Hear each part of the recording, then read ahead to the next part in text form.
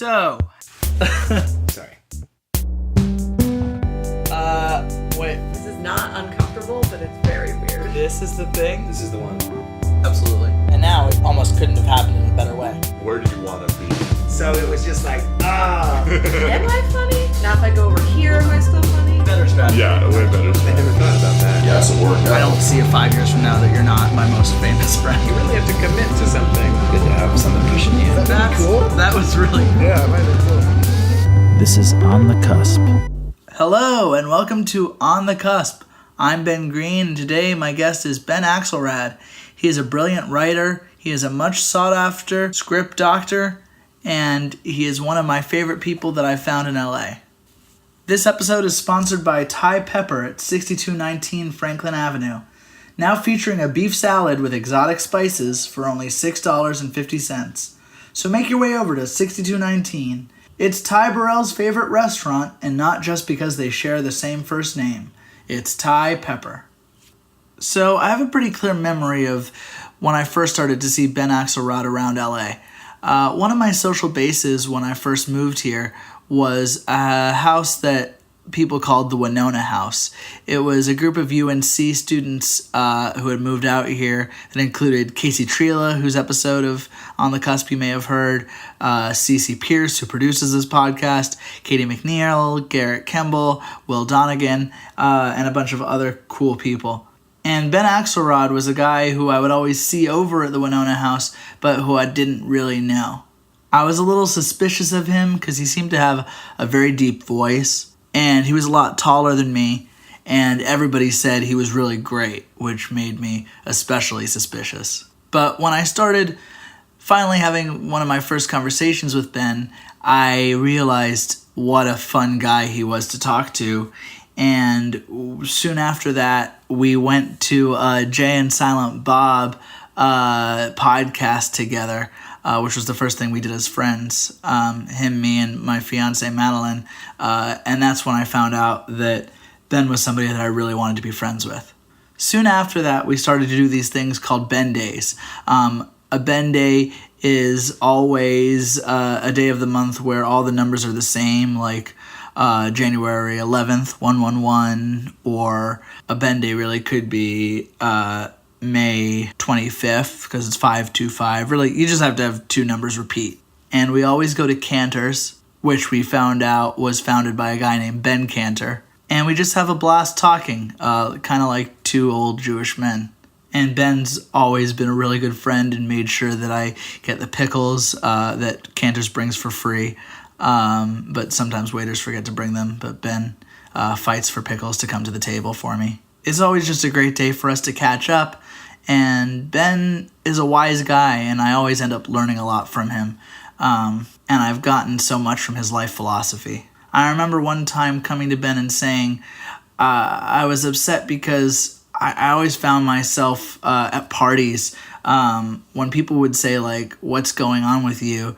That question, like, scared the hell out of me because I never knew how to respond. Do you, like, try to say all the things that you're doing right then to defend that you're living a valuable life? Or do you try to play it cool and say not much, but then you kind of look like a shithead who doesn't have anything going on? And Ben just said, what you do when people say, what's going on? You go, oh, things are good. What's going on with you? And that was kind of a revelation for me. It sounds simple, but it actually changed my life. And Ben's given me a lot of things like that, and a lot of things that are more meaningful than that, that have made my life a better life. He's also just the kind of guy that makes you feel good when you're around him. He brings out the best side of people. And I know a lot of people who feel like he's shown them what about them could be great. He brings out people's greatness. And I feel like he's a person who's helped me believe in myself in my time in LA. So here's my interview with Ben Axelrad. It was recorded on a Ben Day right after we had come back from a trip to Cantor's Deli.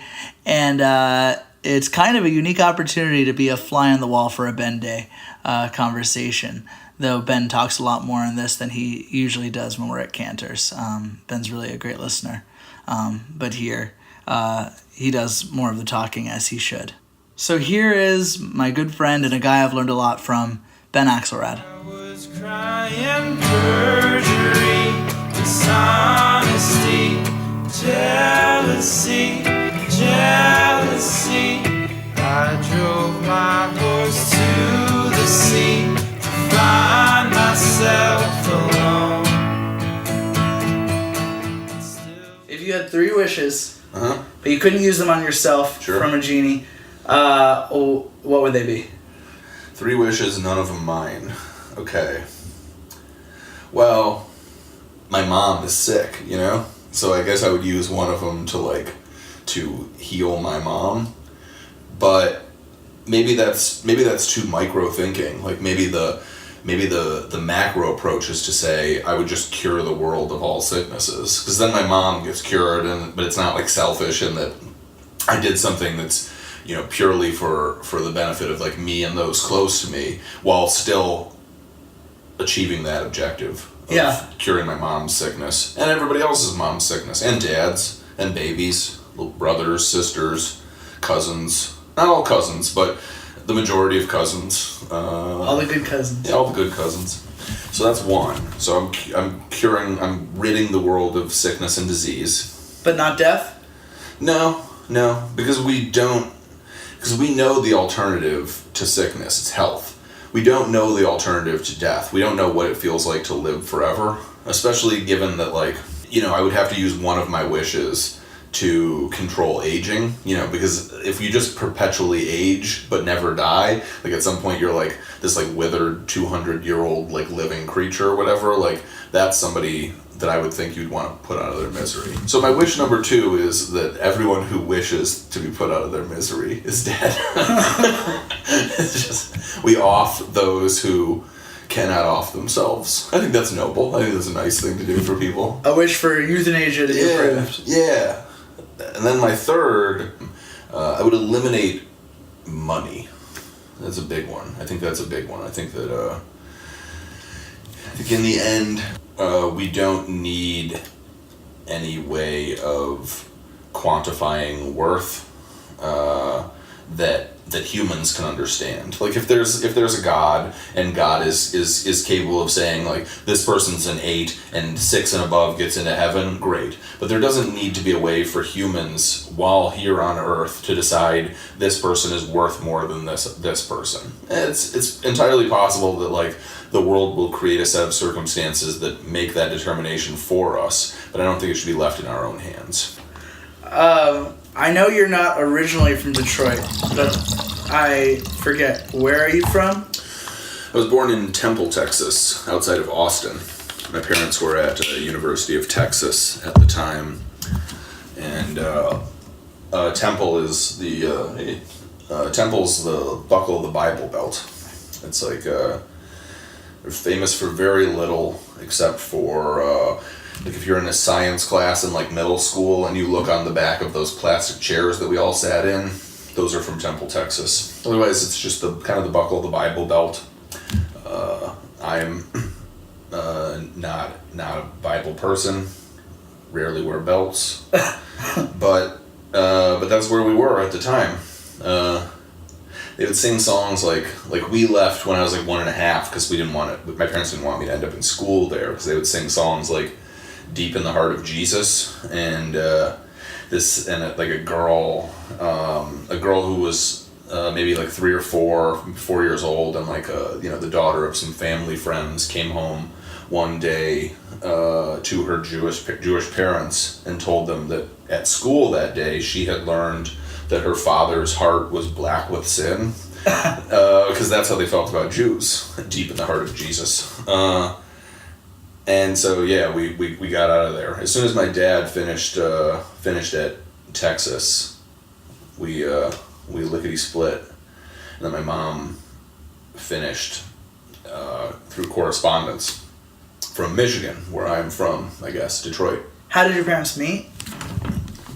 They were in a master's program together at Boston University, and they met there, and then both went on to Texas to get their PhDs, and then my mom got pregnant mid-program, and so she took some time off while my dad finished, and then they moved to Detroit, where my dad was from. My mom's from Chicago. And so, yeah, that's what people do. They have kids and they move where the free babysitting is. So, Was it pregnant with you or your brother? yeah, pregnant with me. And then my brother was born in Michigan a couple years later. And you just have one sibling? One blood brother, and then through step family some stepsisters, and then one sister who not blood related to me, but my dad adopted her, and so I guess I consider her closer to like a real sister than the others, who are just older and nice people, but I never really thought of them as family, Yeah. I guess. How did the world feel to you, like, when you were a kid, like, up to age 10? Probably not outstanding. I was probably a depressed kid. I got diagnosed as depressive when I was 4. And by 10 I had definitely already been to regular therapy.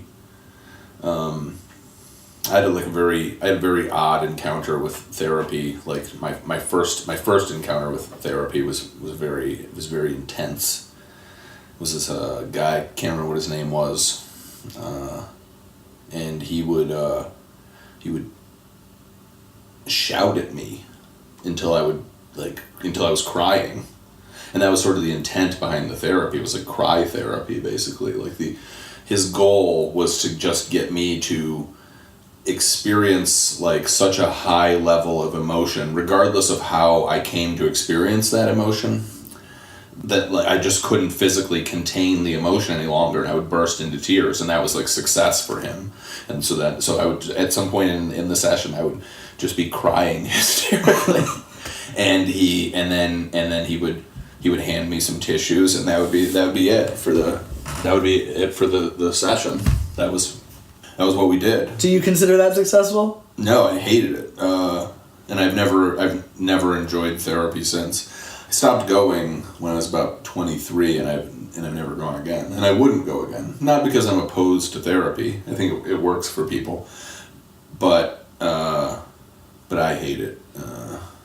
Do you remember there being a time when your point of view of how you saw the world changed? Yeah, probably when my parents got divorced. I think there's this thing, the Lamarckian principle. It's this idea that that the first sort of defining change in your life is when you first encounter that your parents are not gods, they're not superheroes. When you first realize that they're just these fallible human beings, and then suddenly it's like, oh, this thing is totally random, and there's no accordance of plan. Like maybe there's a destiny, I don't know, but no one that we know is in control of it.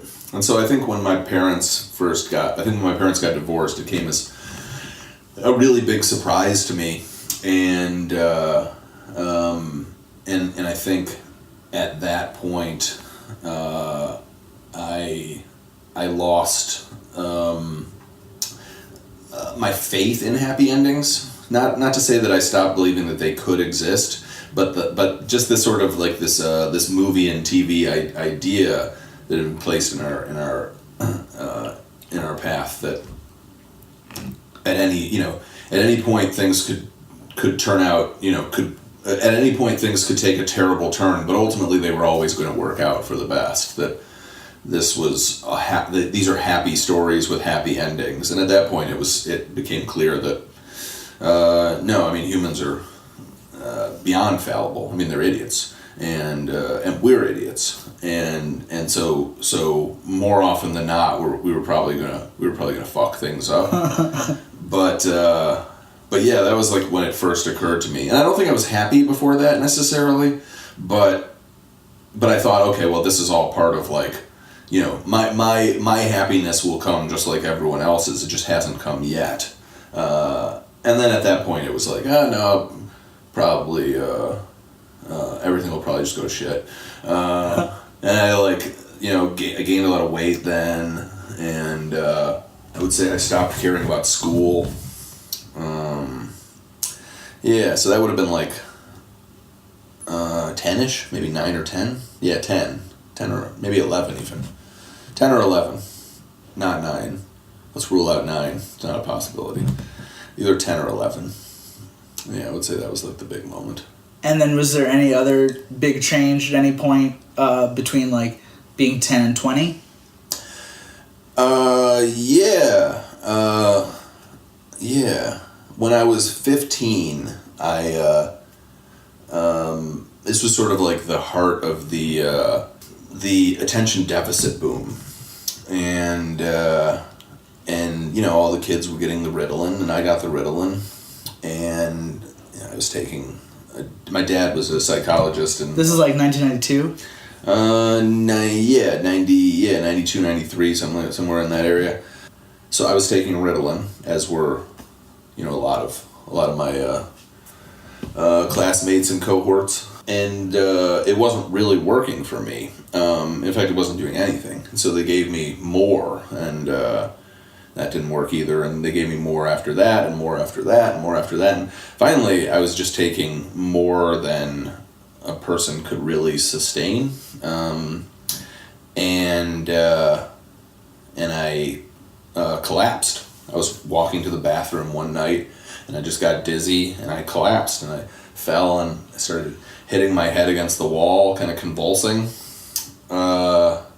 And then, no one found me. This was just convulsing, slamming my head into the wall, having a good time.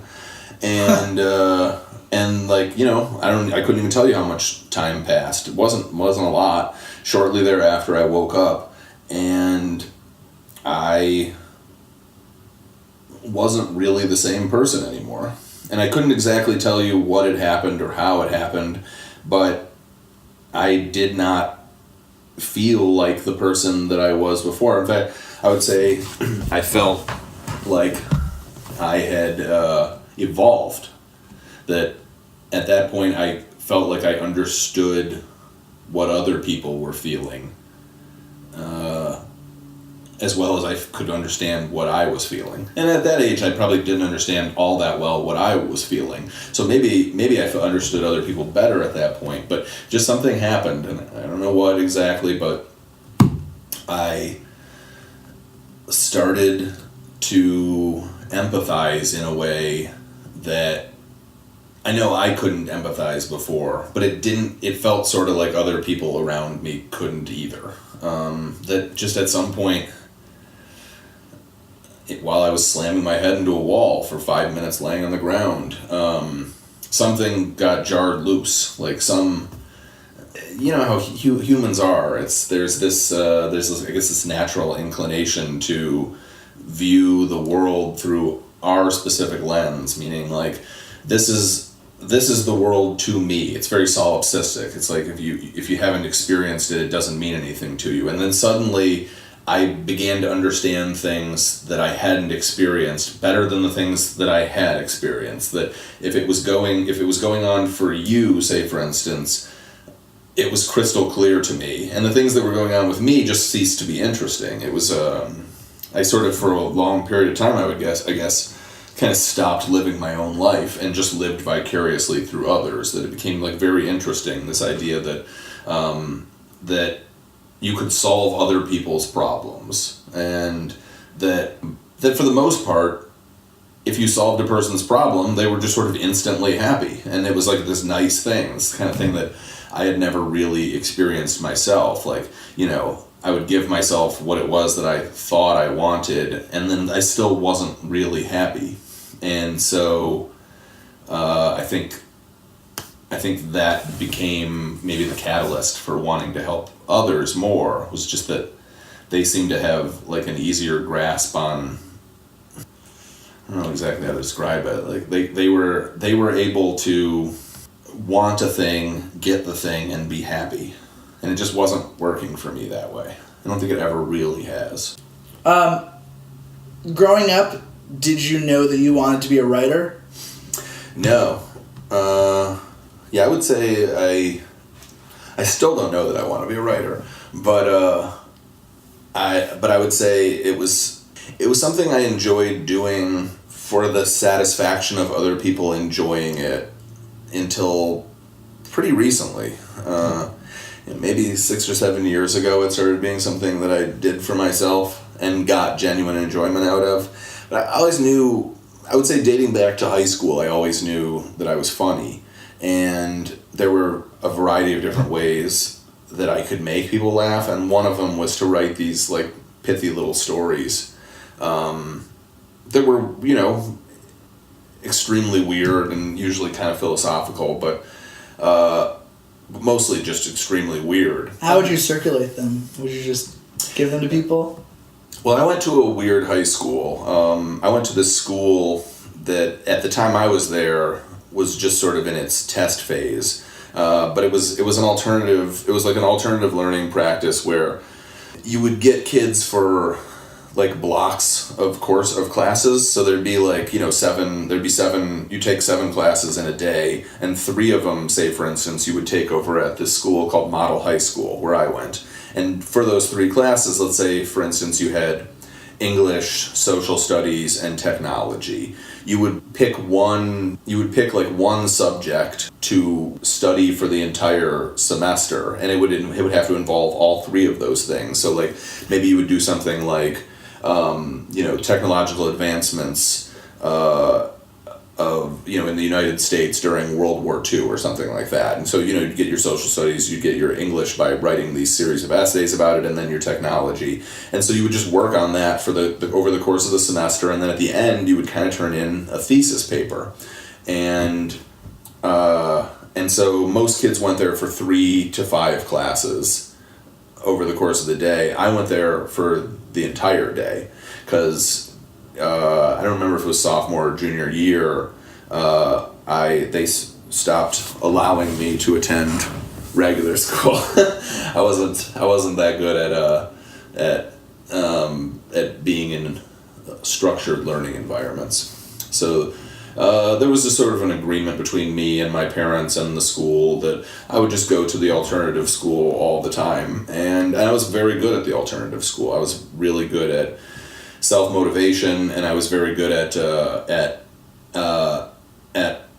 like multifaceted approaches to learning. That basically I've always been very philosophical. I've always been able to understand what made everything the same more than I could understand what made something unique, So like, it was easier to explain why, say for instance, acting and comedy and the law and politics and, et cetera, were the same than to focus on one thing and say, these are the nuances of comedy. That's what truly interests me. I like the way that things are universal more than I like the way that things are wholly themselves. And simultaneously, things are both. They're both extremely themselves and extremely a part of the whole. And I've always very much understood the whole and never really understood the nuanced specificities of things. And so I went to this weird school where they would just kind of give you an assignment and send you off for the rest of the semester. And sure, you'd meet up with your facilitators and you'd have these discussions about what was going on, and even you'd meet as a group on occasion.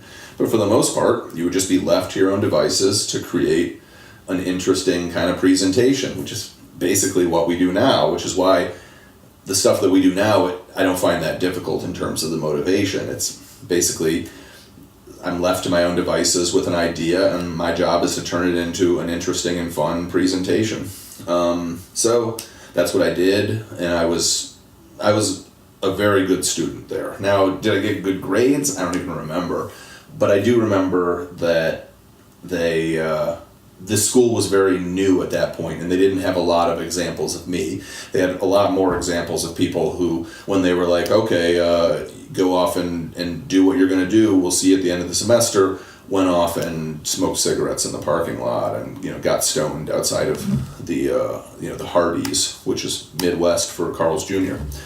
And so I was good at it. I would come up with an interesting course of study and have fun with it. and I was a good writer, and I was a good. I was very convincing. I've always been very good at convincing people of my way of seeing things. Whether I was right or not, that's open to debate. But I was pretty good at making people think I was right, even when I wasn't necessarily. Did they start using you as an example of how the school could work well? Yeah, they did. I started basically junior year, I got plucked out of school for part of the time to help the superintendent write a curriculum reform proposal for the school that ultimately went into, not exactly the way that I envisioned it, but ultimately became a part of their curriculum at the school district that I was part of in suburban Detroit. And then my senior year, I don't remember how frequently it was too long ago, but with some degree of frequency, we would travel the state, and I would give these little presentations in front of either education conferences or sometimes in front of like members of Congress and stuff like that, and it was cool. And I was too young to have that level of responsibility because, newsflash, it went to my head. But definitely, I would say I became the principal example of what they were trying to do at the school. Because like I said, most kids were using it as an opportunity to not go to school at all. And for me, it was the only schooling that I did. Like, I was doing terribly when I was in a regular public high school. But as soon as you put me into this place, I just got it. I got how people were able to educate themselves. That I think that's something that a lot of people find very difficult. Is I help a lot of people with screenplays and pilots that they write nowadays, and that's what I notice more than anything, is that one, people have a very hard time self-motivating, and two, people don't know how to teach themselves. People have a much easier time being told by somebody that they deem an authority, this is how you do things, and then they will replicate that. But the idea that you would say, okay, there's a more than one way to skin a cat, I'm going to figure out by skinning cats over and over again, that's something that most people have a difficult time with, and I think I have a pretty easy time with it because it was just required of my initial education. And then from there I went on to liberal arts schools that are not all that different. But you were a good example of how an alternative form of learning could unleash a genius in somebody who wasn't very good at doing regular school. I think I was definitely a good example of how the pacing of school can be difficult. That you sit 20 kids down in a math class and expect that they're going to all learn at the same pace. It isn't going to work that way. And not only is it not going to work at that same pace, but their brains are going to go different directions.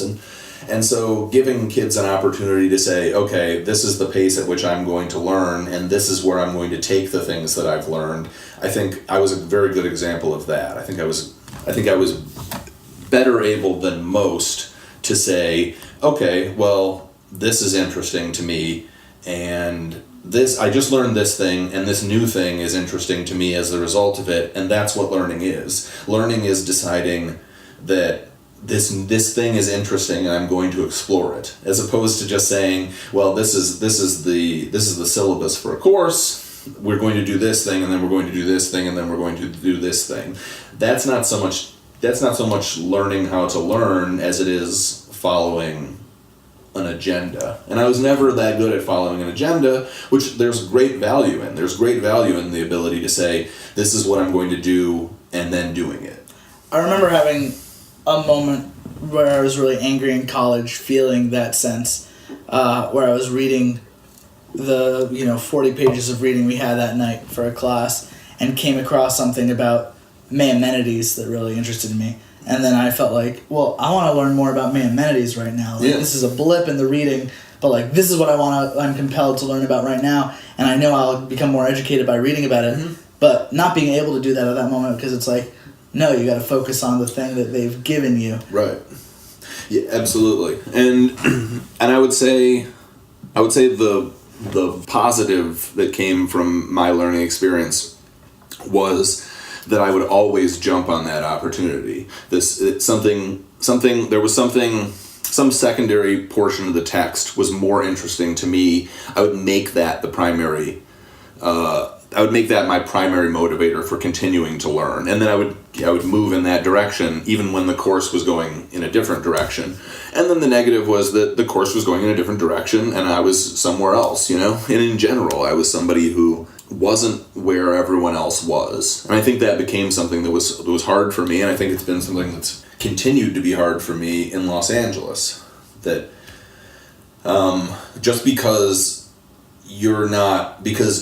you find the tried and true methods to be less than ideal doesn't mean there's no value in them. And so a lot of times people would do things one particular way and I would do them a different way. And if I had done it the way that everybody else was doing it, things maybe would have gone smoother for me. Now, is that to say that I should have done it the way that everyone else was doing it? No, but I shouldn't have been thoroughly opposed to it either. A little dash of the other thing. Yeah. Should have gone. Throughout my life, I would say that I've needed little dashes of this and that. Humility sometimes, but I would say across the board, I've always needed to be reminded that I'm not an island. I would say that's the big thing. It's just that, you know, other people are doing things a way.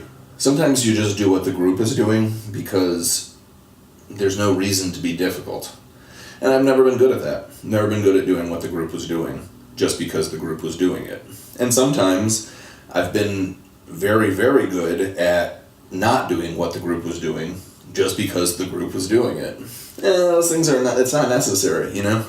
You can have a sense of the universality of things and also have a sense of the individuality of things. I think I'm good at seeing the universality in other people, and I'm good at seeing the individuality in myself. And it would be nice if I afforded a little bit of that uniqueness to the rest of the world and a little bit of that conformity to myself, because I guess in a nutshell, I need to become better at existing in a community, and I've never been good at it. But I think these things are things that it sounds like are what make you both very, very special and also make things a little trickier sometimes. Yeah. What was applying for colleges like for you? I applied to 3 schools. The first one was Antioch College in Ohio. I knew this girl who went there, and I kind of had a crush on her. And she was from that same alternative program that I went to, and kind of a hippie, and That's a good reason to go to a school. Yeah. You got a crush on a girl. Yeah, I had a crush on a girl who was a hippie. And, I was, at that age, I would have followed hippies anywhere. And so I applied there, and then I applied to Hampshire College in Massachusetts, just because, again, it seemed like a good hippie place. I didn't want to go to any schools that were going to sit me in lecture halls. I had just gotten out of an environment where I was kind of left to my own devices. I had my own office at that alternative school, and I could just go and sit in my own room and do my work, and nobody bothered me. And the thought of going to a more test-oriented, studious environment was just, I'm not going to be interested in this. I'm not going to do well. So I applied to Hampshire, and then the third one I applied to was Eugene Lang College, which is part of the New School for Social Research in New York. And, we went and visited that school, and you were in New York, and as soon as you got out of a class, you were just thrust into Manhattan. There was no campus, there was no, the dormitory was just some apartment building on East 12th Street or something like that, maybe 11th. It was in the East Village, and, after that, my sophomore year, so I went to that school. I ended up going there because it just seemed so ideal to me that basically I wouldn't go to college. My education would just be in New York, and then I would take these random weird classes, and their classes were particularly weird, like a history class that was made up of like 4 days in like the Nat Turner slave uprising or something like that. It would literally be a history class over the course of an entire semester that was about 5 days in history, and not even a part of history necessarily that the other classes or other schools were teaching. And that was fun. I mean, I enjoyed it. I'd take classes on like obscure film theory and stuff like that. Basically, it wasn't school. It was just kind of fun hanging out with a bunch of weird liberals. And so I went there, and sophomore year, you finally choose a major, and I chose like theater and proceeded to study plays that other theater programs hadn't even heard of. It was that kind of school, and I liked that. It was as weird as I decided that I was, and so yeah, that was college. I chose those 3 schools, applied to all of them, got into all of them because people weren't really not getting into schools like that, and then chose New York because it was New York. That was really all that mattered. I didn't care too much about school. Wanted to go someplace fun. Were you thinking a lot about what you were going to do after college? Never. Didn't really ever think about what I would do career-wise until I was like about 30. Because I've never been all that enamored with the idea that our choices mean anything. So when you're 18, you decide that you want to be a comedian, and then maybe you are a comedian until you're one day not a comedian, and then you've got to do something else, and that's just fine. The idea that we're enamored with stuff in the moment and we act on it seems very pleasant to me, but the idea that it could ever really define us seems exactly the opposite. That the idea that your job becomes in any way attached to your identity has always kind of sickened me.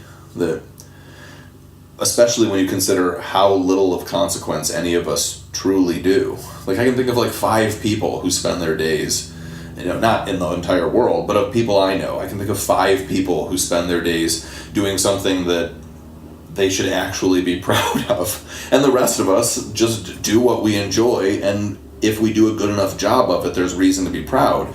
But we're just doing what we enjoy, and there's no real reason to be proud of choosing your own happiness. Now, does it mean that you shouldn't choose your own happiness? No, absolutely not. Go ahead and do it. It's just, don't be afraid to decide that you want to do something else, or that something new makes you happy down the road.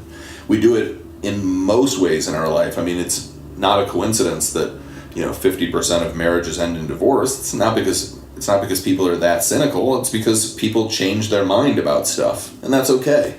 It's perfectly fine to decide that the decisions that we made in the past are no longer valid. And it scares people. It scares people a ton. But that's how the world works. And it's much more scary to continue doing something that doesn't feel right to you than to stop and say, well, I just have to accept that the person that I was in the past didn't understand the person that I am in the future.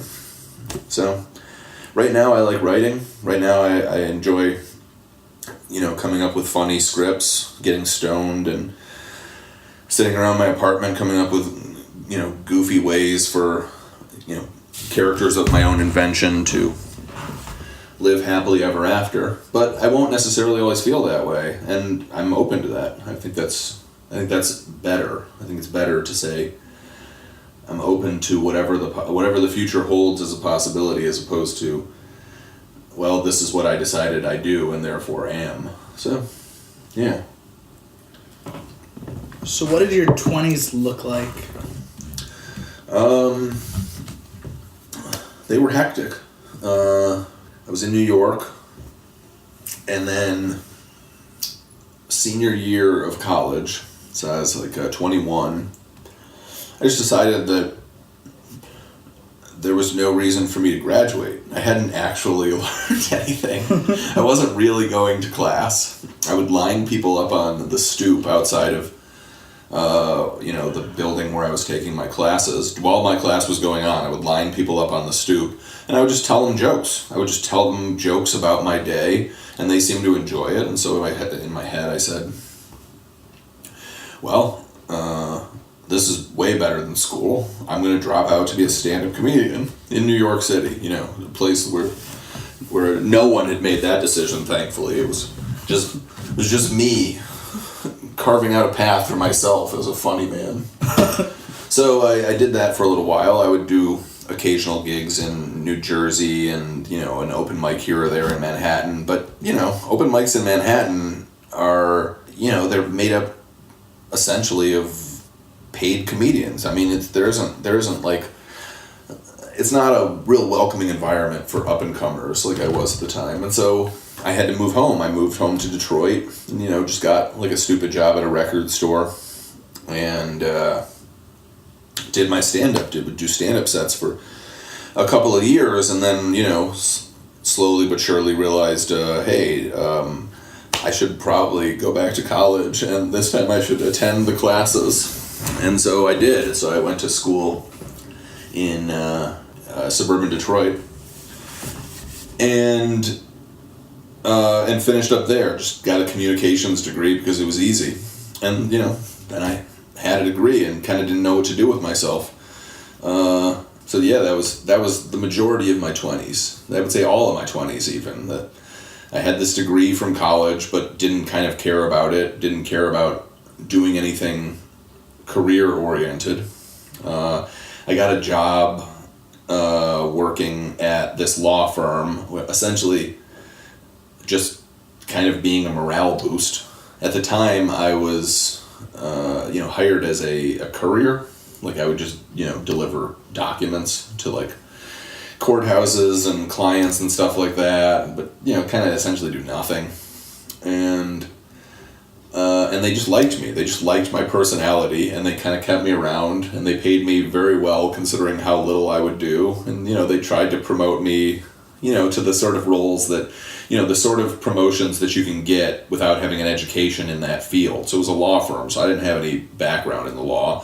They tried to promote me, and I would just sort of say no. Yeah, no thanks. I'm not interested in that. I'm not interested in the idea that I could stay here. And it wasn't to say that I couldn't have stayed there, though I probably couldn't.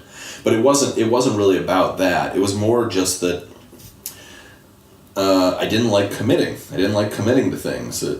I just didn't ever feel like any of the things that were crossing my path felt permanent. They were always just sort of nice. It was sightseeing, you know? You walk down the street and you look to your left and you see something nice, but you don't stop and decide to move into that nice thing that you just passed by. You just say, oh, that was nice, and you continue on your way. And basically my 20s were a lot of that. Just seeing something, acknowledging whether I liked it or didn't like it. In the like it category was professional wrestling, all Coca-Cola products, weed. Those were the big three in my 20s that I enjoyed and spent the most time with. But it was always just sort of... Kevin Smith movies? Kevin Smith movies. Got a big kick out of the Kevin Smith movies. Owned more Jay and Silent Bob memorabilia than probably anything else in my life. I definitely had more Jay and Silent Bob t-shirts than non-Jay and Silent Bob t-shirts. And all of the movies. Did you own the Blunt Man and Chronic comic book shirt? Yeah. I think it's cute to think that there might have been a time that we were both wearing that shirt. Yeah, I think so too. Kismet almost.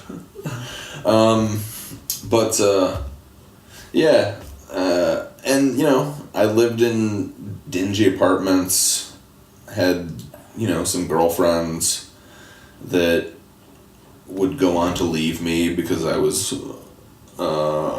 doing nothing with my existence other than watching wrestling, Jay and Silent Bob movies, drinking Coke, and smoking weed. I like shat my pants once watching professional wrestling and had to like go over to Kmart to buy toilet paper. This guy was really kind of making nothing of myself, and I think the big problem was that I wasn't upset with that. It wasn't like I was a loser who wished he was a winner.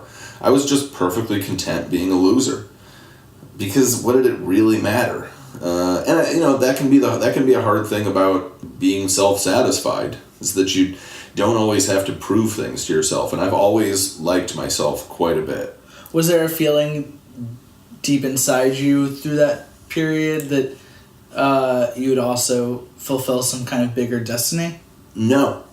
I mean, people have, I would say since I was like 15 years old, when people were in need, they've always come to me.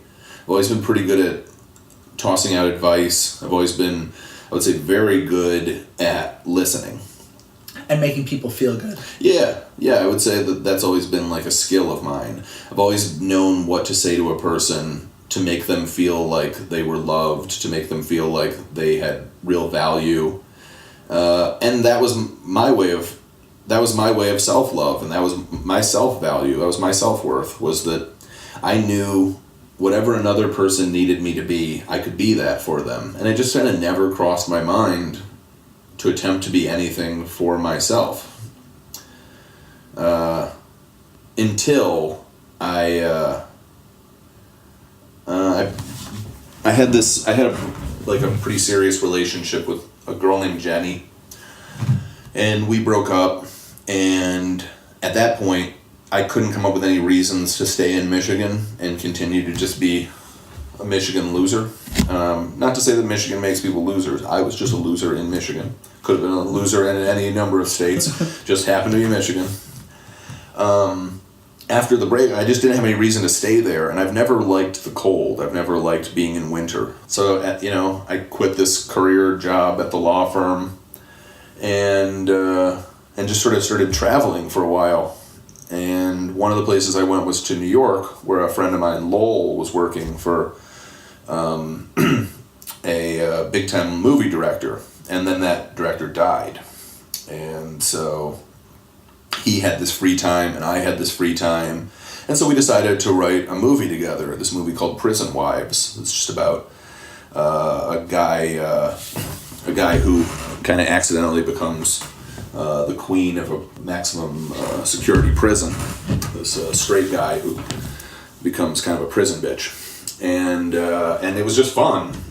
I really enjoyed it, and it made me think, yeah, I could keep doing this. It was like the first thing I think I had encountered where the thought of doing it tomorrow excited me as much as the thought of doing it right now. And most things, it was like, yeah, that'd be fun to do this moment, but I don't want to commit to it. And this was one thing where I was like, yeah, I'll commit to that. I could see myself doing that. And I still wouldn't say that it's something I will do for the rest of my life, but at that point, it seemed like something I could make a life out of. And not necessarily in the financial sense, because a person's crazy to think that, that they can really make a living doing what it is that we do. It's not to say that people can't. It's just crazy to think in your head, oh yeah, I'm definitely good enough to be a professional writer. How would I have known, But I felt like I enjoyed it quite a bit. And so I kept traveling after that and ended up in California, and I was in Oakland.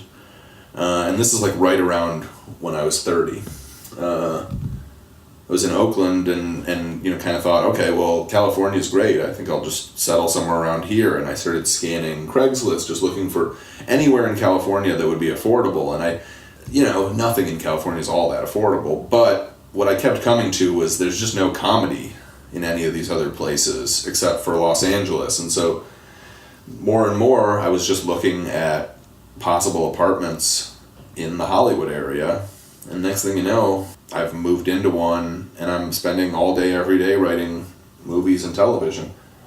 And my 20s are gone, baby. They're gone, girl. What kind of things were you writing in your early 30s? Movies. It started with just movies. After Prison Wives, we wrote one called The Brothers Grice, my writing partner Lowell and I at the time. And Brothers Grice we like to write about black people. They were just always more interesting. And I think that made it sort of difficult to try to sell them. But yeah, it was, I don't know, they were just more lively characters to us.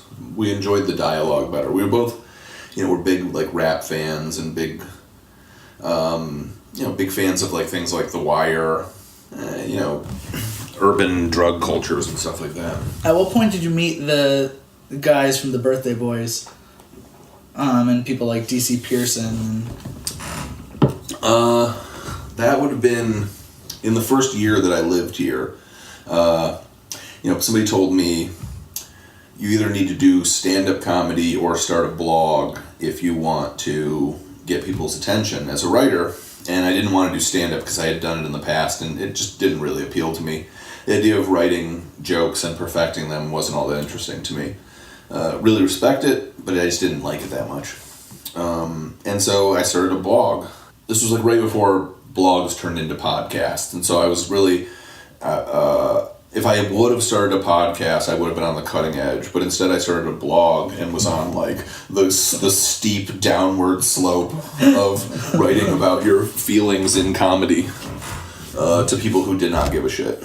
And the truth was that people did to some extent. It was a fairly, in terms of comedy blogs of no consequence, it was called Poop or Chocolate, and it was fairly popular. Like 1,000 people a day would read Poop or Chocolate. They were, mostly strangers. I would write a piece, and people would read it. I had like a small staff, a cartoonist, and a few other writers, and somebody that did videos. And then what ended up making the site fairly popular, as much as it was popular, were like these interviews that I did. And so the first interviews I did were with the improv group Convoy, and then the second was with the Birthday Boys. And the Birthday Boys and I, Convoy was great, but the Birthday Boys and I had a very like instant natural chemistry. We just got along very well, and I have been friends with them ever since. The third interview was with DC Pearson,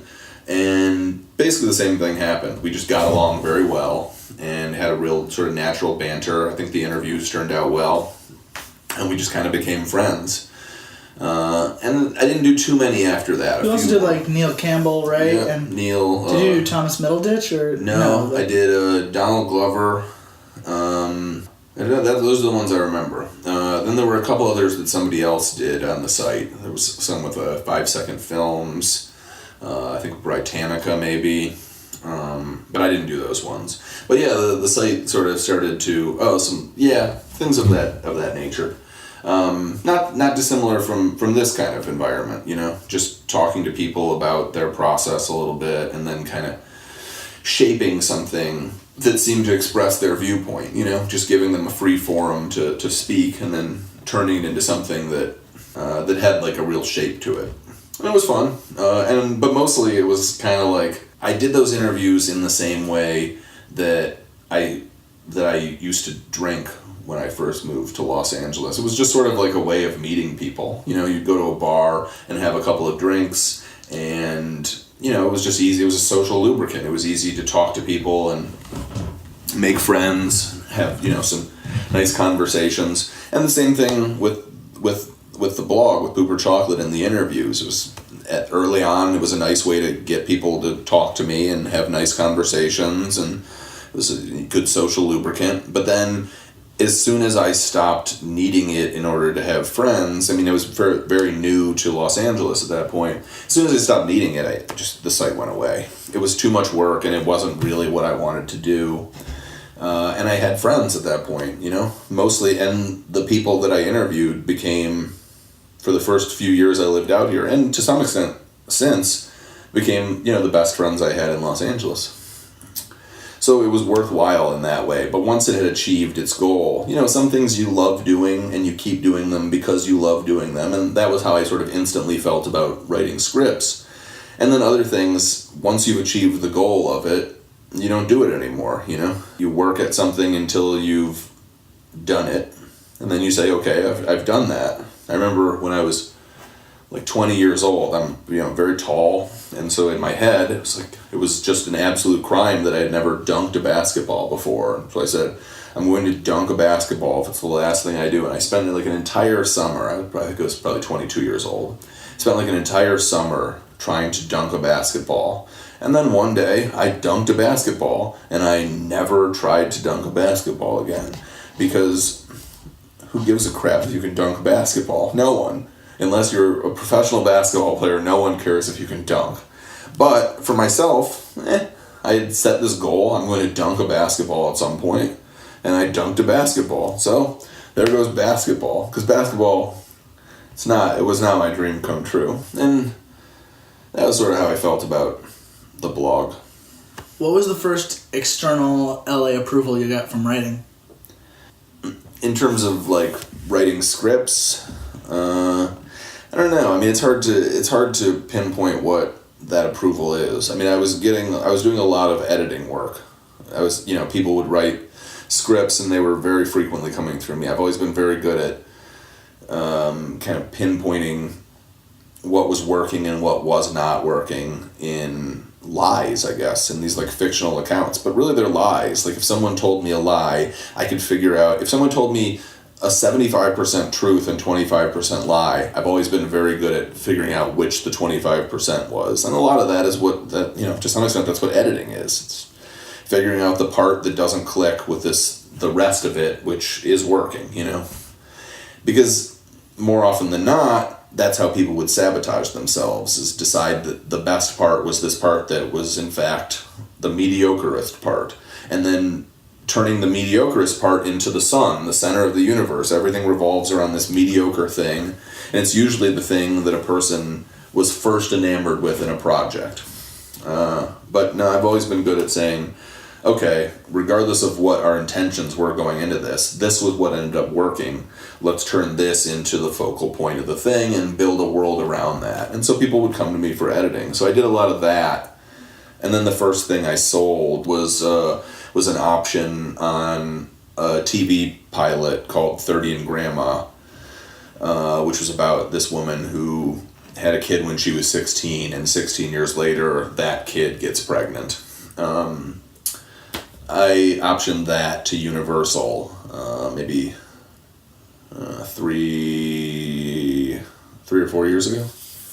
4 years ago.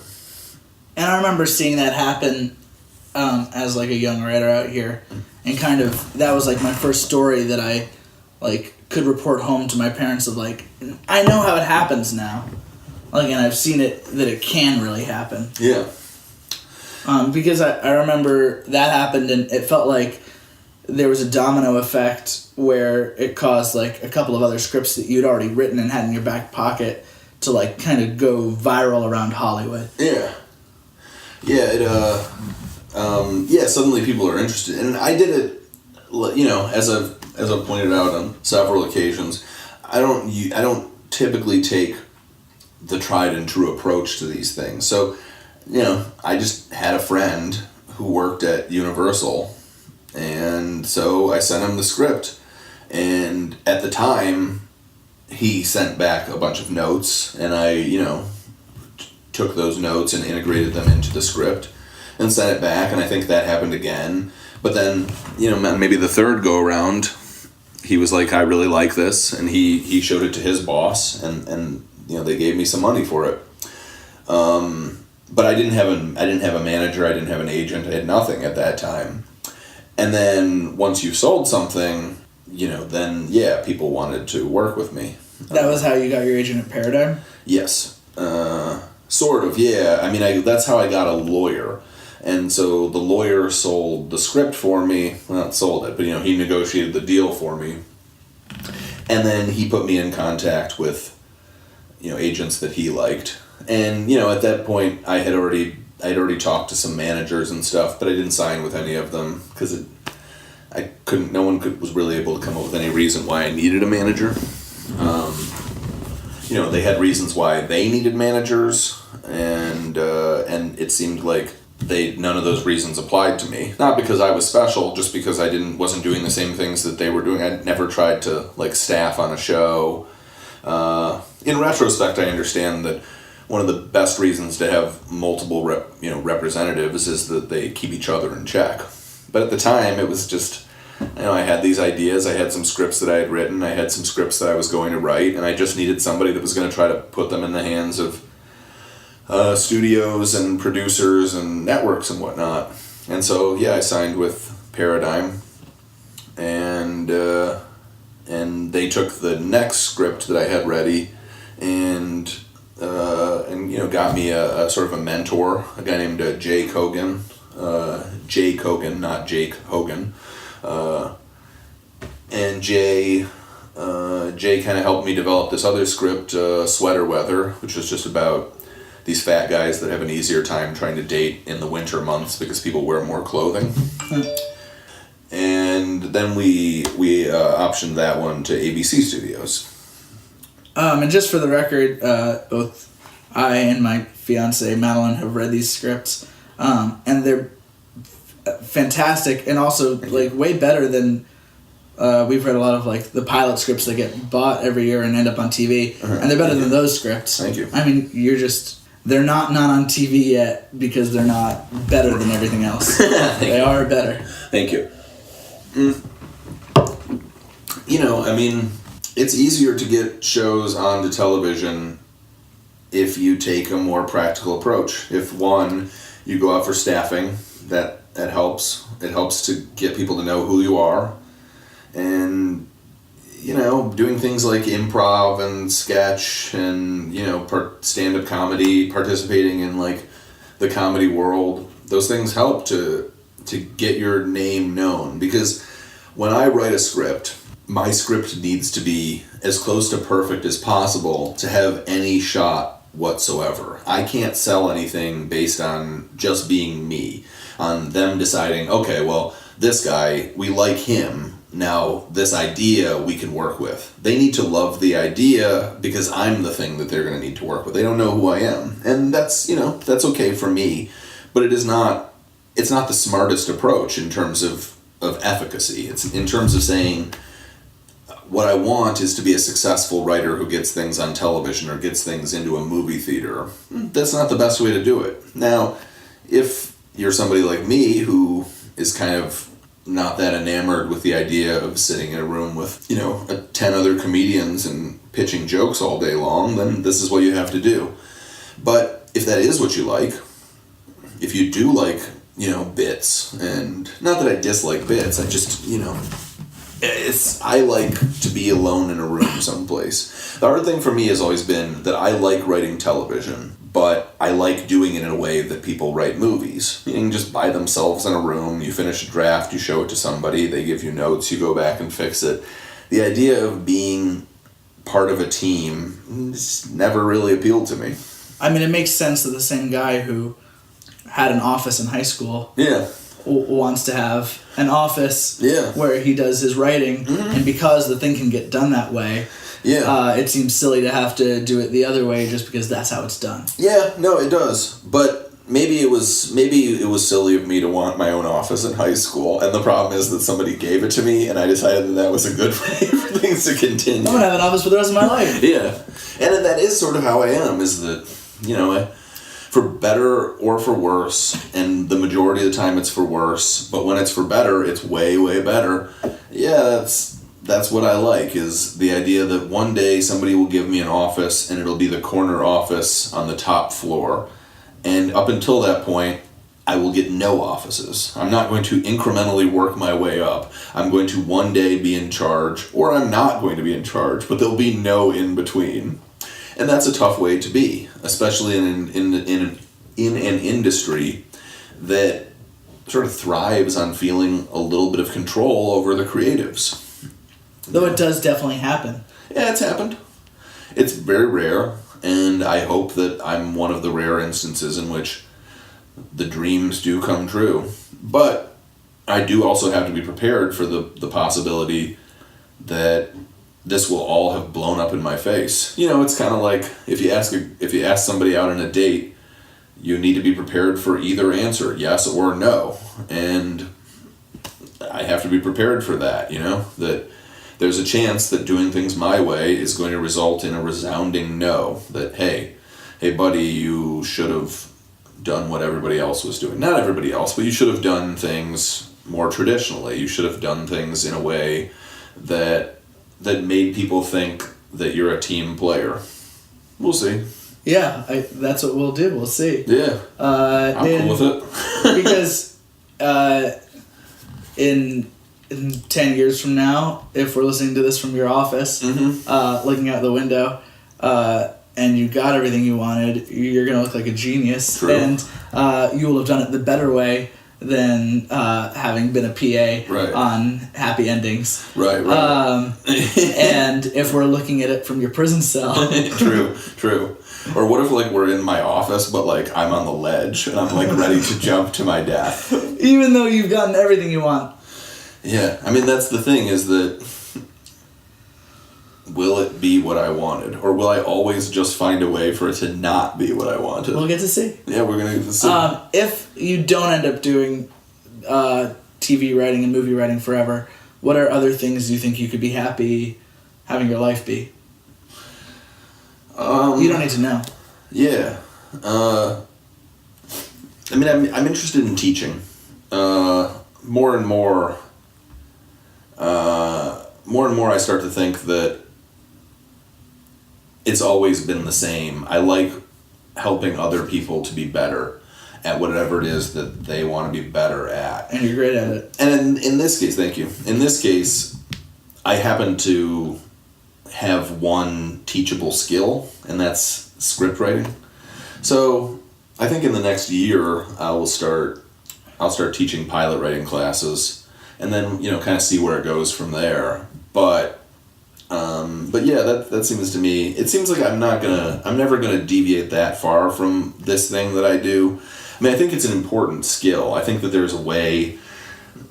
I think people enjoy the joke aspect of it, and so for as long as possible, they thrive on just writing jokes. How can I make something that's funny, that can get laughs out of my friends, that can make me feel like, I'm a person of like humorous value. But eventually, it becomes more about creating stories. It's more about creating stories that feature some form of redemption. The majority of stories that we see are failure and redemption stories. At the beginning, something goes wrong, and by the end, they fix the thing that goes wrong. And often things are going even better than they would have had the thing that went wrong originally not gone wrong. That like something gets thwarted, and then at some point people correct the thwart and live happily ever after. And I think, more often than not, we see stupid examples of this. They're usually in like these rom-coms that work out in a way that real life would never actually work out.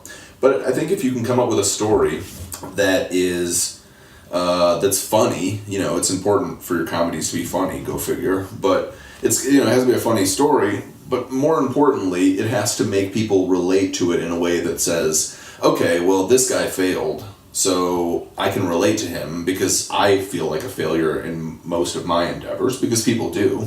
But then in the end, he'll redeem himself, and that makes people excited because, well, if that guy can figure it out, I can figure it out too, It's these ways of creating an abstract reality, this piece of fiction that other people can relate to in a way that makes them feel like they can do anything. And that's why I like script writing. That's why, for years and years and years, I would sit down with a single person and try to help them figure out what made them special or unique or potentially great.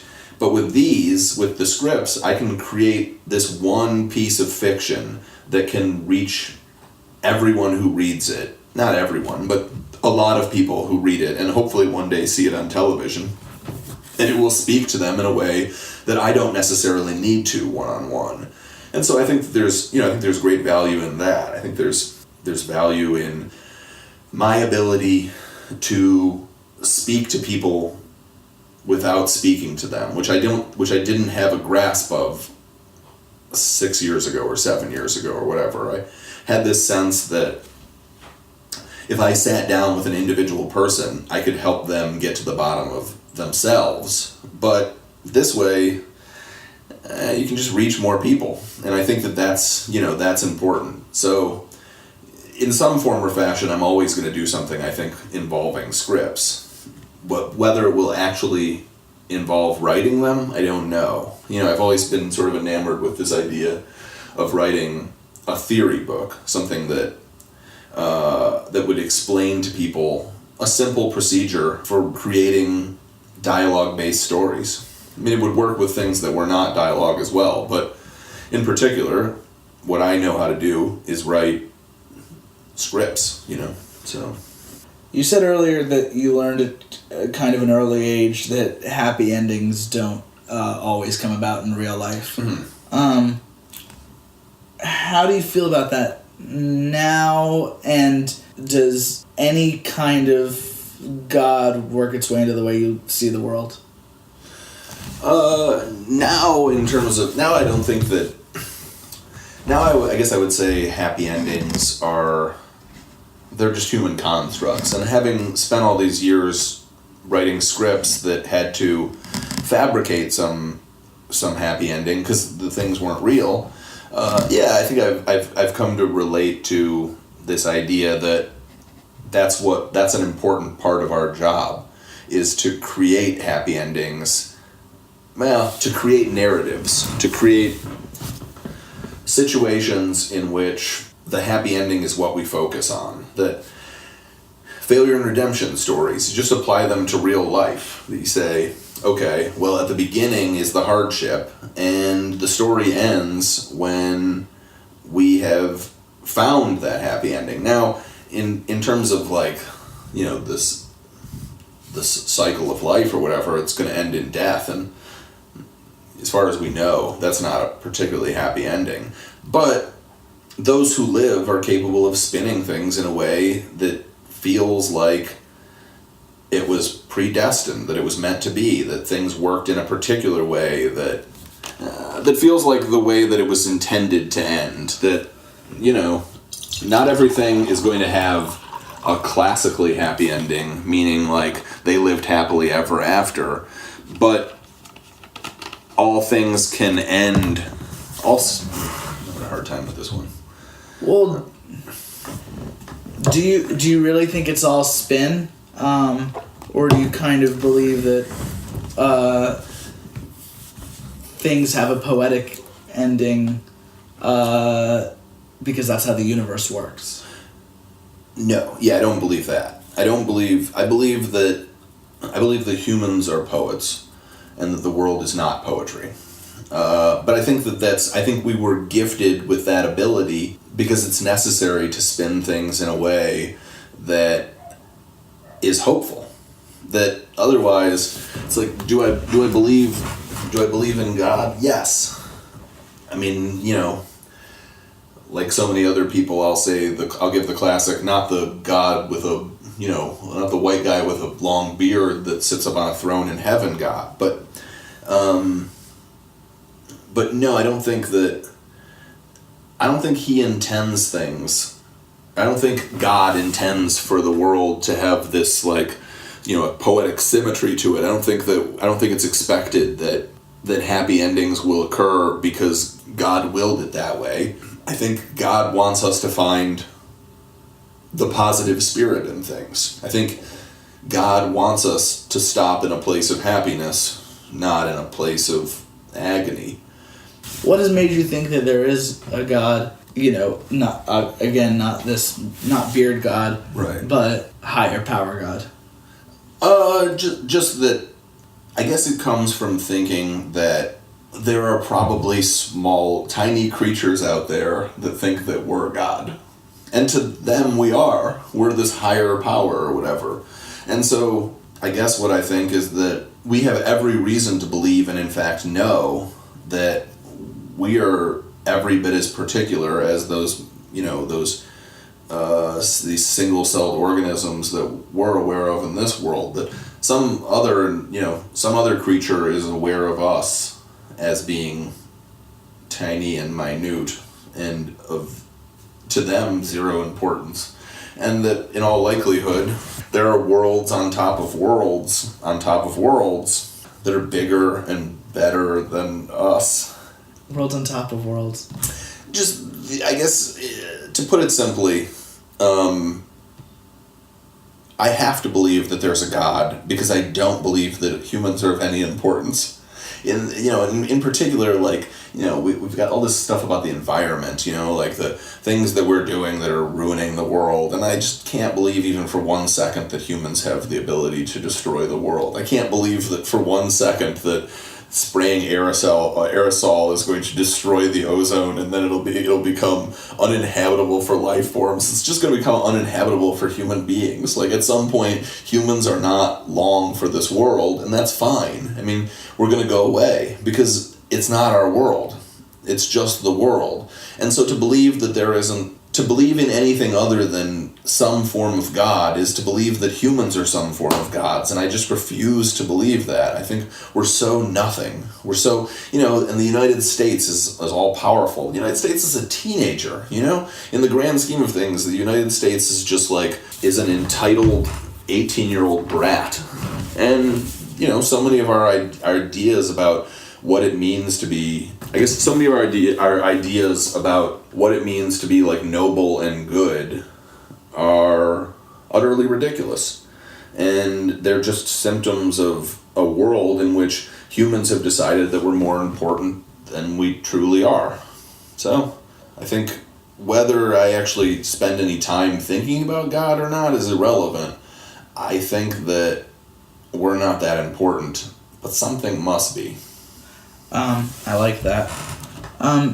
If you had to make another genie wish, this is a different kind of wish. If you just, a genie hope Sure. for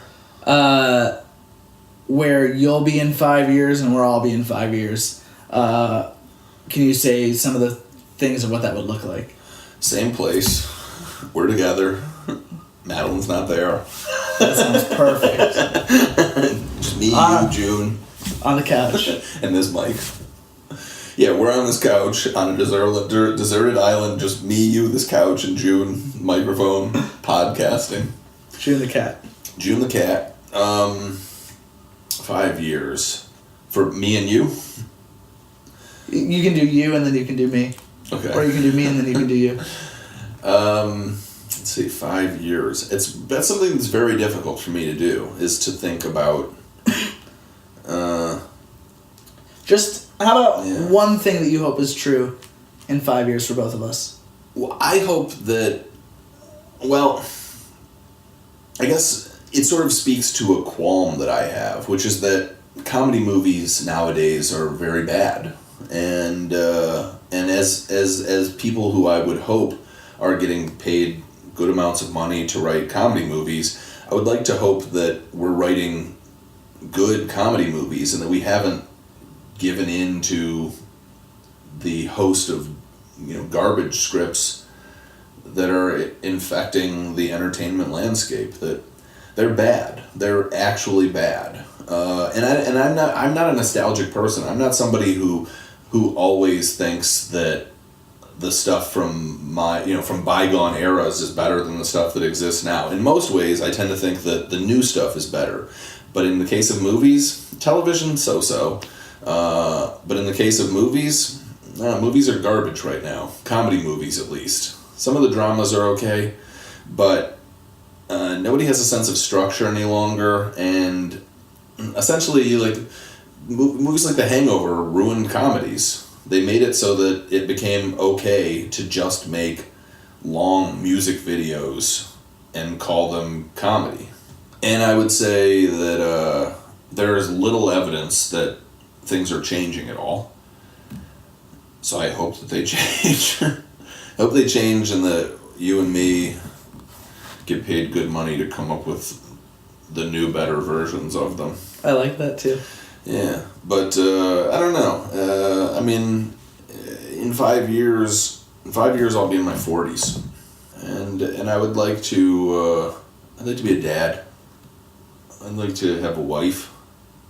I'm not super good at tracking down things like wives, but and children. Yeah, children. I can find kids. They're everywhere. Just gotta scoop one up. Yeah. Hey, baby. But no, wives. Yeah, I don't know. I don't know. I don't think it matters that much what we're doing. I would like to think that we're people that will adapt to whatever the world throws at us. That we can roll with the punches.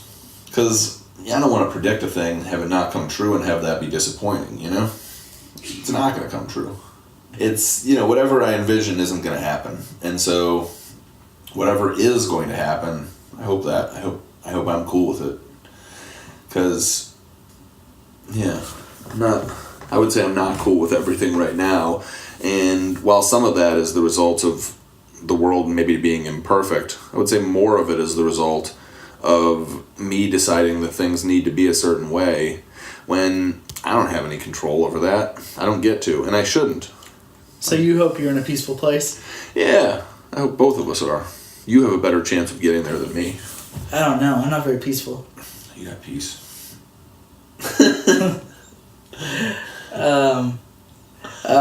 Well, you know I love you. I love you too. And thank you for coming Sure. on my show. I feel like I didn't nail it. You nailed it. We'll see. Thank you. Forget what you know if you really want love.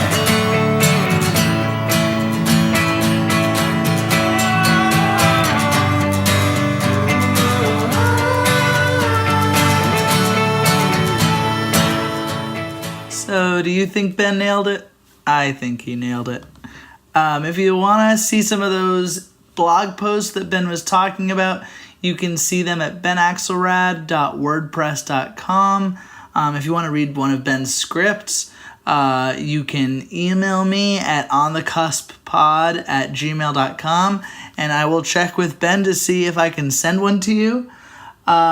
Thank you so much for tuning in. Special thanks to Casey Trela for all the music of this episode, our producer Cece Pierce, and our sound editor Joe Burge. This has been On the Cusp. Beanie, beanie, beanie, beanie, beanie, da-doom, doom, da-doom. That's your outro music.